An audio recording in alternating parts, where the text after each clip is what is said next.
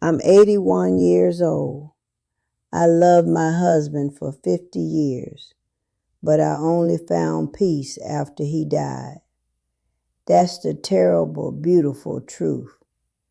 Let me tell you what happened. It started with a dance. I was 31, a widow with 2 little boys. I worked at the library. He was Robert.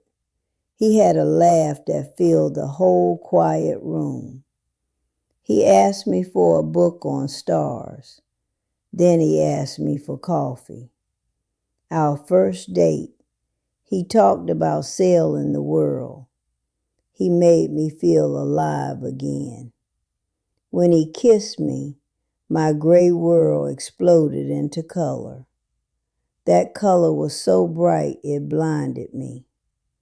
We married fast. My boys adored him. He was the fun dad. We bought this house. He painted the shutters blue. For years it was good. But his dreams were big and expensive. A boat, a business that failed. The fight started. Always about money. He promised me the moon. I believed him every time. Those promises became a currency we spent until we were bankrupt. I found the first secret loan. The number made me sick. I confronted him. His face got hard. "You don't trust me?" he roared. I was scared of his voice. I backed down. I paid it with my mother's inheritance. He brought me flowers that night, called me his rock. The relief felt like love. I learned a dangerous lesson. My silence brought peace. That lesson built my life. The next 30 years were a carousel. Secret debt, explosive fight, my tears, his huge apology, a gift we couldn't afford. I became a shell, cleaning up his messes. He lost jobs. My library salary fed us. Love became a duty, a prison sentence I served with a smile. My son Tim saw it. He's a doctor. He set me down. "Mom, this is financial abuse." I slapped him. I defended Robert. But that night, I saw the truth. I tried to talk to Robert about a budget. He smashed the plate. "After all I've given you," he sneered. I stopped talking. I just functioned. Then his heart gave out. The doctor said maybe a year. Robert looked scared. The tyrant became a child. I bathed him, fed him. He held my hand and cried, apologizing. It was the intimacy I craved, born from decay. I hated myself for loving those moments. The last month was hospitals. He was a ghost. One afternoon, he gripped my hand. "You were too good for me, Elsie," he whispered. "I just wanted to be a giant for you." I cried for hours. He died on a Tuesday. The silence was absolute. It was his first real gift in years. After the funeral, I felt nothing, just empty. Then panic. Who was I without his problems? I cleaned. I found a box in his closet. Old photos, love letters, proof it was real, proof it wasn't just my nightmare. I sat on the floor and felt a flicker of possibility. I got a notebook. On the left, I wrote every debt, every fear. On the right, the good years, the boys laughing, the blue shutters, his hand in mine at the hospital. The left page was longer. It bled over. I stared at that accounting. I didn't feel anger. I felt pity. For him, trapped in his need. For me, trapped in my loyalty. The love was real. The damage was real. Both were true. That truth unlocked the door. I took the box to this table.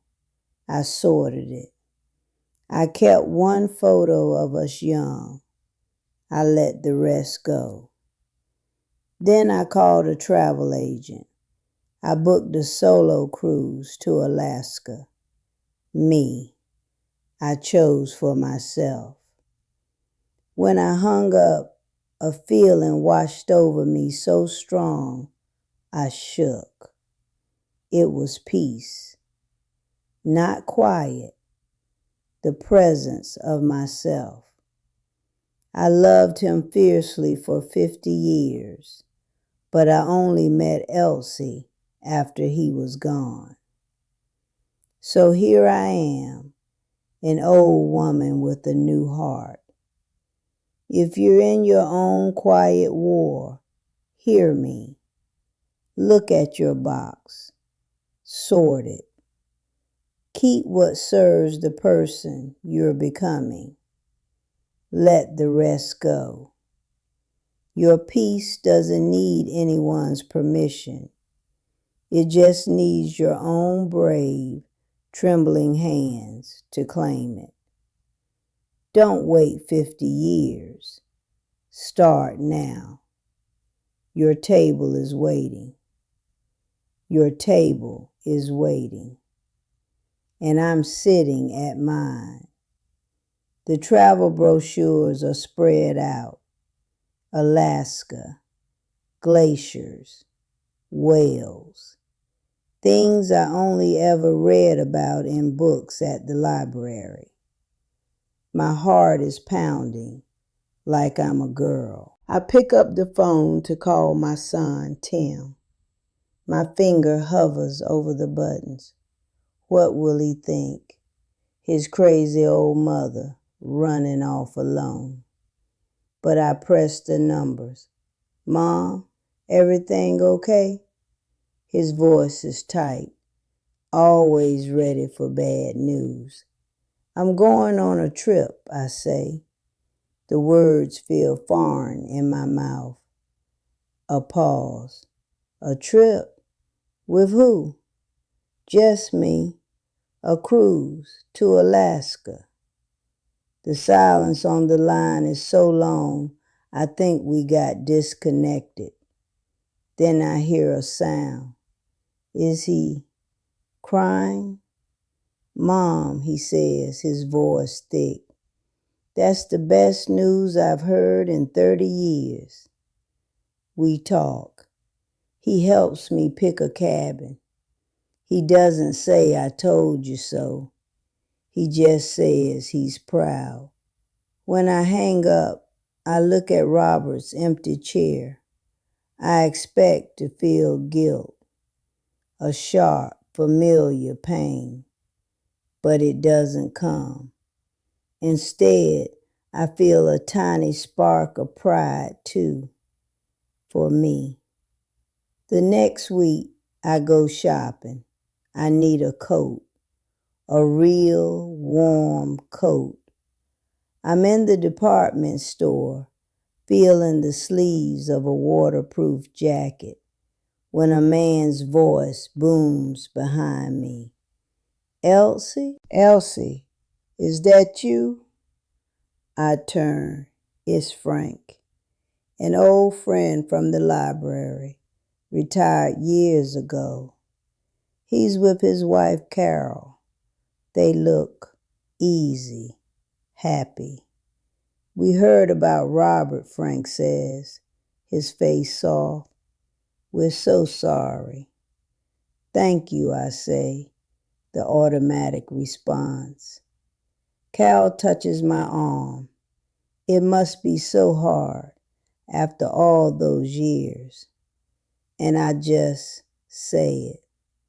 I'm going to Alaska on a cruise. Their eyes go wide. Then Frank grins. Good for you. Robert always said you were the adventurous one. I freeze. He did? Sure, Carol says. He talked about how you wanted to see the world. He said he was holding you back. She laughs like it's a sweet joke. My vision blurs right there between the raincoats and the scarves. He knew. He knew what he was doing. The anger comes then, hot and fast. It burns away the last of the fog.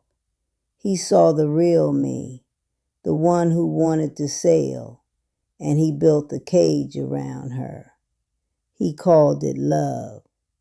I made myself small to fit inside it.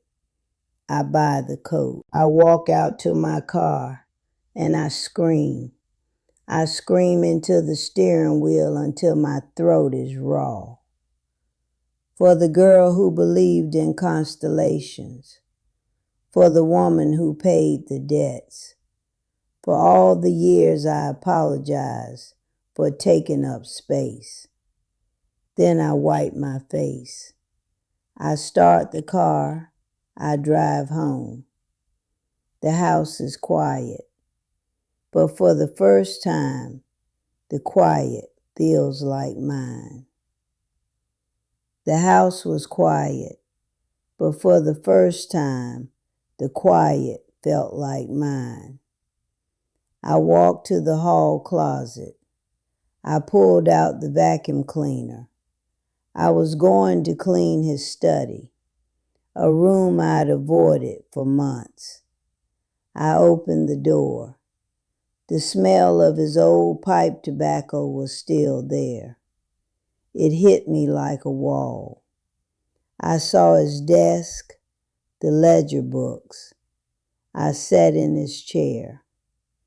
I opened the top drawer. There were more bills, past due notices I'd never seen. And then I found the journal, a small black leather book.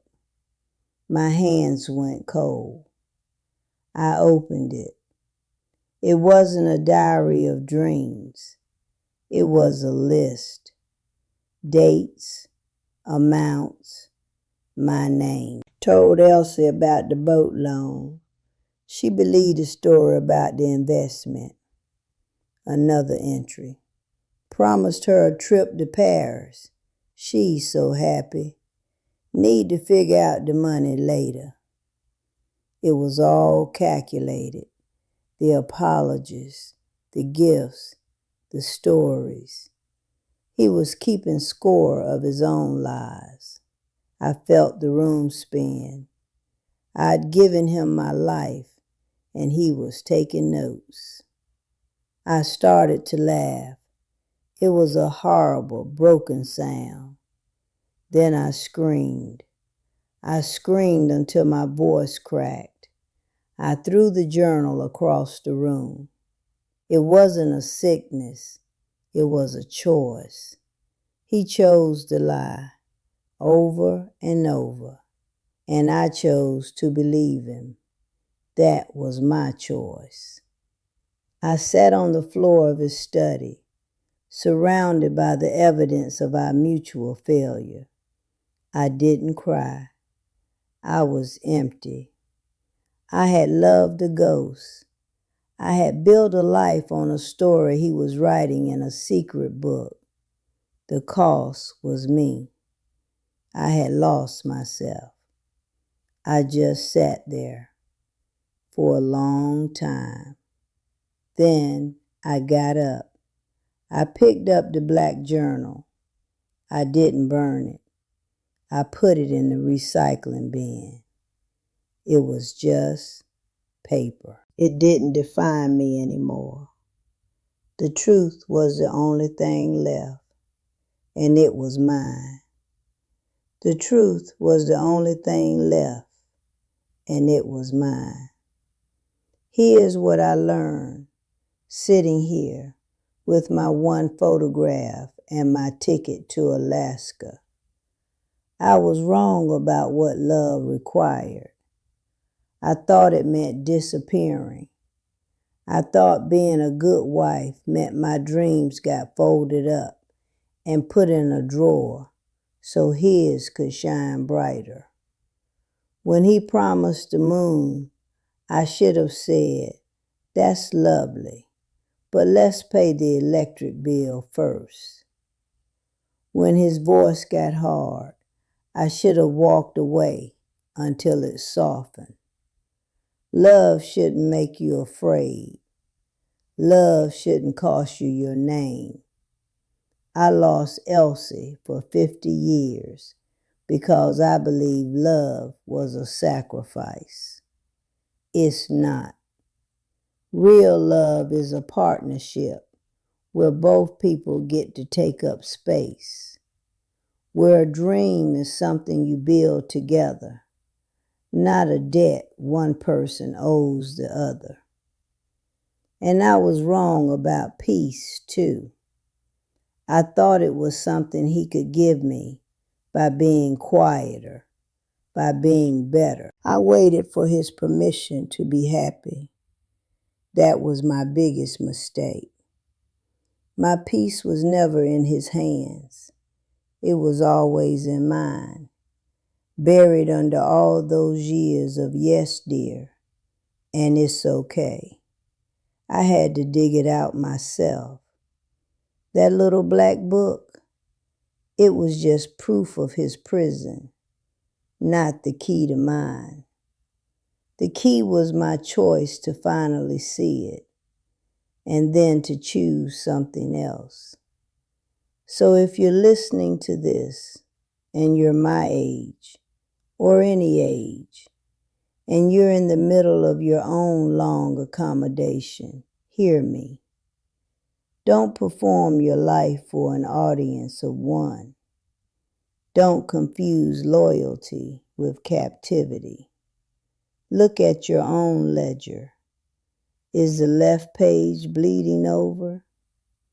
It's not too late to stop the accounting. Your job isn't to manage someone else's chaos until you die. Your job is to live your own life. Maybe you can't walk out. Maybe there are bowels, sickness, complicated history.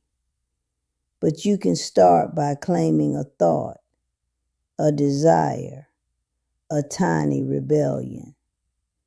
Buy the coat, book the trip, even if it's just to the next town over. Say no. Say, this hurts me. Say, I am still here. You still have time. Maybe not 50 years, but now is enough. This breath is enough. The future isn't some distant shore. It's the very next thing you decide to do. My hope isn't that you end up alone at a kitchen table. My hope is that you find yourself, whether you're in a crowded room or in the perfect quiet of a morning you designed all by yourself. You can love someone and still choose yourself. In fact, that's the only way love is ever real. And that brings me to you, listening. Thank you for sitting at this table with me. If this story echoes something in your own life, maybe tell me about it. Leave a comment down below. I read them. To know I'm not just shouting into the void, that this hard-won peace can ripple out, that would mean the world. If you want to make sure you don't miss what an old woman gets up to next, I hear the Norwegian fjords are stunning. Hit that subscribe button and turn on notifications. It would be an honor to have you along. If this helped you, please share it.